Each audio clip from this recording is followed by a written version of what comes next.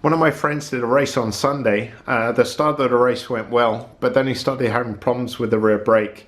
And after about an hour or so of riding, the rear brake locked up solid and he had to pull over. Luckily he had some friends there who could adjust the brake and get him going quickly. What turned out to be the problem was before the race he'd adjusted the brake lever position but hadn't adjusted the amount of free play correctly.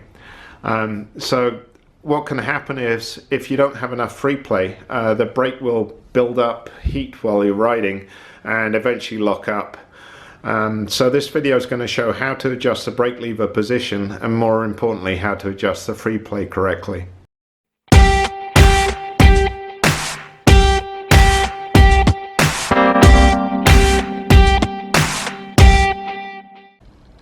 The first step of setting up your rear brake is to figure out where you want the pedal.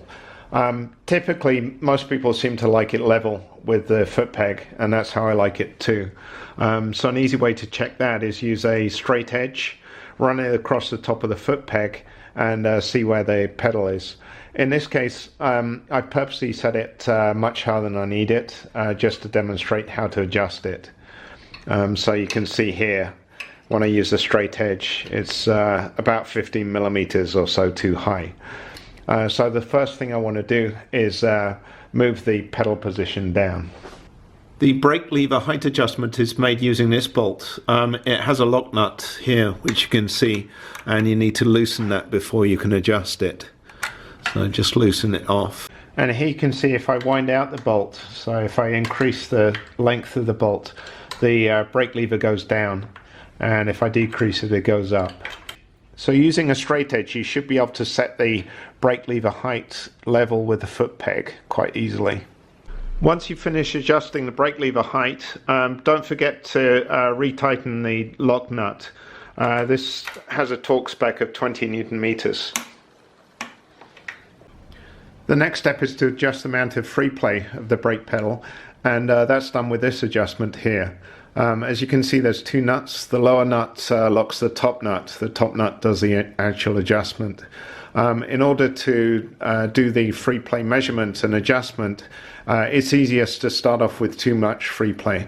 So it's best to back off the adjusters. To do that, you need two 10mm wrenches to initially unlock the nuts, and then you want to back them off. So wind them down fully, and then you can see how much free play there is.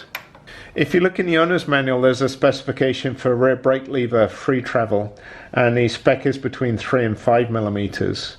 And it recommends that you remove the lever spring here, but I find that even with the spring on, it's still very easy to measure the free play.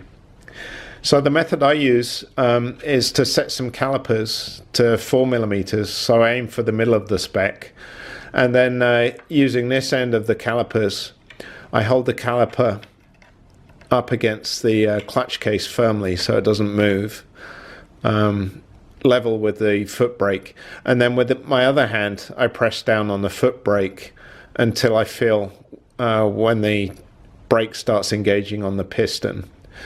And you can see there's about 6 millimeters or so of free play, so there's too much.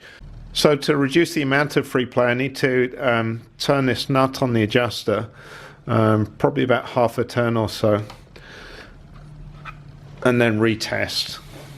And you can see now I don't have quite enough free play, so there's probably only about 3 millimeters, so that's right on the minimum. So I'm going to increase the amount of free play slightly. So I'm going to wind this nut down just a small amount, probably about that much, and retest. So that's pretty much exactly 4 millimeters now.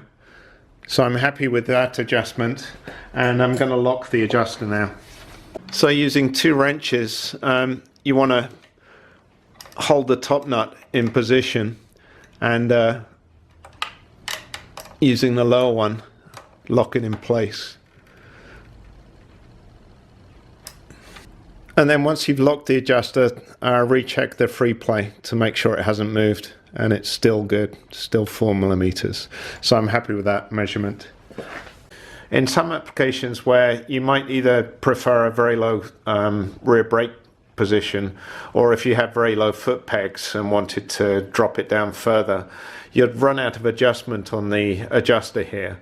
So one modification you could make is take this adjuster off, disassemble it, remove the lock nut, and then reduce the length of the threaded part on this adjuster, and then put the top adjuster back on.